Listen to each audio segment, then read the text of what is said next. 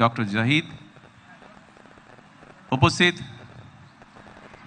বিশেষ অতিথি বেগম ফারজানা, উপস্থিত সম্মানিত অতিথিবৃন্দ, মেম্বার অফ ডিপ্লোম্যাটিক কমিউনিটি, উপস্থিত কড়াইলবাসী, সাততলাবাসী এবং ভাসানটেকবাসী, আসসালামু আলাইকুম। আজকে এই অনুষ্ঠানটি আমাদের জন্য অত্যন্ত একটি গুরুত্বপূর্ণ অনুষ্ঠান, একটি স্মরণীয় দিন এবং একটি ঐতিহাসিক অনুষ্ঠান। প্রথমেই আমি আল্লাহ রাব্বুল আলামিনের দরবারে হাজারো শুকরিয়া, লক্ষ কোটি শুকরিয়া আমি আদায় করছি। নির্বাচনের মাধ্যমে বর্তমানে বাংলাদেশে জনগণের কাছে জবাবদিহিমূলক, জনগণের প্রতিনিধিমূলক একটি সরকার প্রতিষ্ঠিত হয়েছে। এই সরকারকে এই দেশের মানুষ নির্বাচিত করেছেন। স্বাভাবিকভাবে এই সরকার এই দেশের মানুষের কাছে জবাবদিহি করতে বাধ্য। সম্মানিত উপস্থিতিবৃন্দ, আজকের এই অনুষ্ঠানটি বা এই অনুষ্ঠানকে কেন্দ্র করে যে কারণে আমরা এখানে আজকে উপস্থিত হয়েছি, এটি বহু বছর যাবৎ বাংলাদেশ জাতীয়তাবাদী দল পরিকল্পনা গ্রহণ করেছে। বাংলাদেশের জনসংখ্যার অর্ধেক জনসংখ্যা হচ্ছে নারী।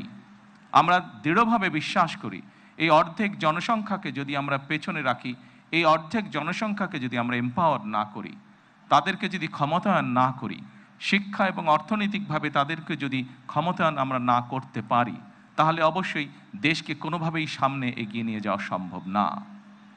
আপনাদের নিশ্চয়ই সকলের খেয়াল আছে, এর আগে বিএনপি সরকার যখন দেশ পরিচালনার দায়িত্বে ছিলেন, দেশনেত্রী বেগম খালেদা জিয়া যখন দেশ পরিচালনার দায়িত্বে ছিলেন, সেই সময় সমগ্র বাংলাদেশে তিনি নারীদের শিক্ষা ব্যবস্থা, স্কুল পর্যায় থেকে ইন্টারমিডিয়েট লেভেল পর্যন্ত শিক্ষা ব্যবস্থাকে বিনামূল্যে করার ব্যবস্থা করেছিলেন। সেই শিক্ষিত নারী সমাজকে আজকে আমরা অর্থনৈতিকভাবে এম্পাওয়ার করতে চাই, অর্থনৈতিকভাবে তাদের সচ্ছলতা গড়ে তুলতে চাই, এবং সেই লক্ষ্যকে সামনে রেখেই বর্তমান সরকার গঠনের আগেই পরিকল্পনা গ্রহণ করেছে কিভাবে নারীদেরকে আমরা ক্ষমতায়ন করব, অর্থনৈতিকভাবে সচ্ছল করে গড়ে তুলব। এবং তারই অংশ হিসাবে আজকে এই ফ্যামিলি কার্ড আমরা সমগ্র বাংলাদেশে পর্যায়ক্রমিকভাবে ইন্ট্রোডিউস শুরু করলাম। আজকে আমরা প্রাথমিক পর্যায়ে, আপনারা নিশ্চয়ই এর মধ্যে বক্তব্য শুনেছেন, প্রাথমিক পর্যায়ে আমরা যেহেতু সরকারের কিছু নিয়ম নীতি আছে, আমাদেরকে সেই সকল নিয়ম নীতির মধ্যে দিয়ে আমাদেরকে একটি কাজ শুরু করতে হবে, এবং সেই নিয়ম নীতির অংশ হিসাবেই প্রথমে পাইলট প্রজেক্ট করতে হবে। সমগ্র বাংলাদেশে 14টি জায়গায় বা 14টি উপজেলায় এই কাজ শুরু হয়েছে। এর ভেতরে এই মুহূর্তে প্রায় 37,000 নারী অংশগ্রহণ করছেন। আমাদের এই কড়াইল এলাকা, ভাসান এলাকা এবং সাততলা, এই 3টি এলাকায় প্রায় 15,000 নারীকে এই কার্ডের সুবিধার আওতায় আজকে নিয়ে আসা হয়েছে।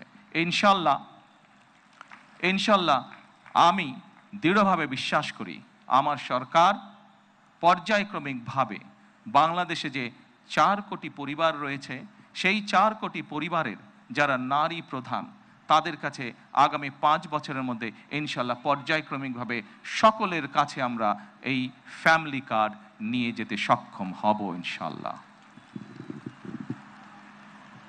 সম্মানিত সকল উপস্থিতিবৃন্দ, আমি আমার বক্তব্যের প্রথমেই বলেছি যে আমরা একটি দায়িত্বশীল সরকারের ভূমিকা পালন করতে চাই, যেই সরকার জনগণের জন্য কাজ করবে, যেই সরকার কাজ করবে দেশের জন্য।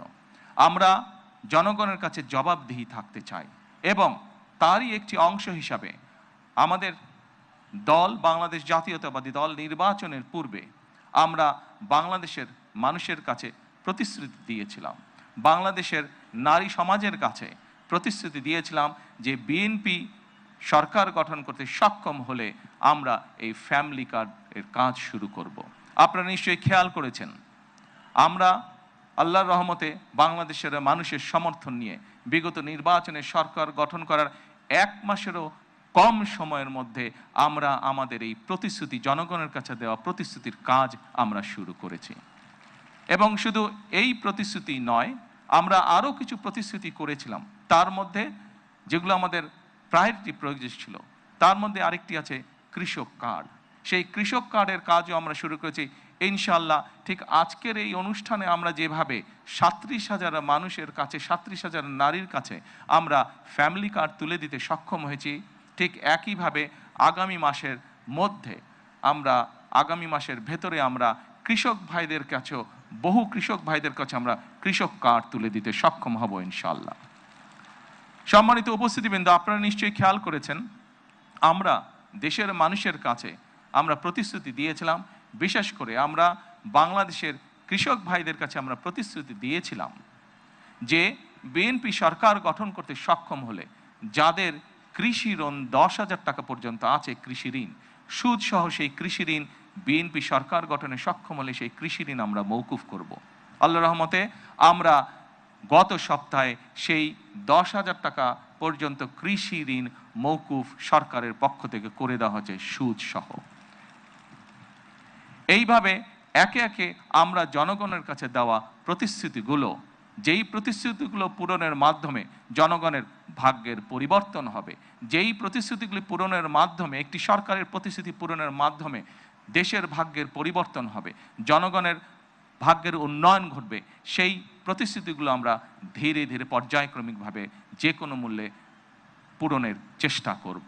আজকে এই ফ্যামিলি কার্ড ব্যক্তিগতভাবে আমার জন্য আজকের দিনটি খুবই ইমোশনাল।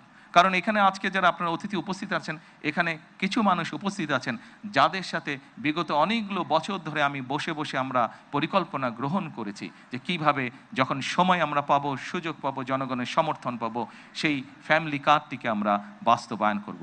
আল্লাহ তাআলা রব্বুল আলামিনের রহমতে আজকে আমাদের সেই দিনটি উপস্থিত, যেই দিনে আমরা আমাদের এই প্রতিশ্রুতি রক্ষা করতে সক্ষম হয়েছি। সেজন্যই আজকে আমার জন্য যেমন একটি ইমোশনাল দিন, আমি মনে করি আমার সরকার এবং আমার দল, বাংলাদেশ জাতীয়তাবাদী দলের জন্য একটি ঐতিহাসিক এবং একটি ইমোশনাল দিন আজকে।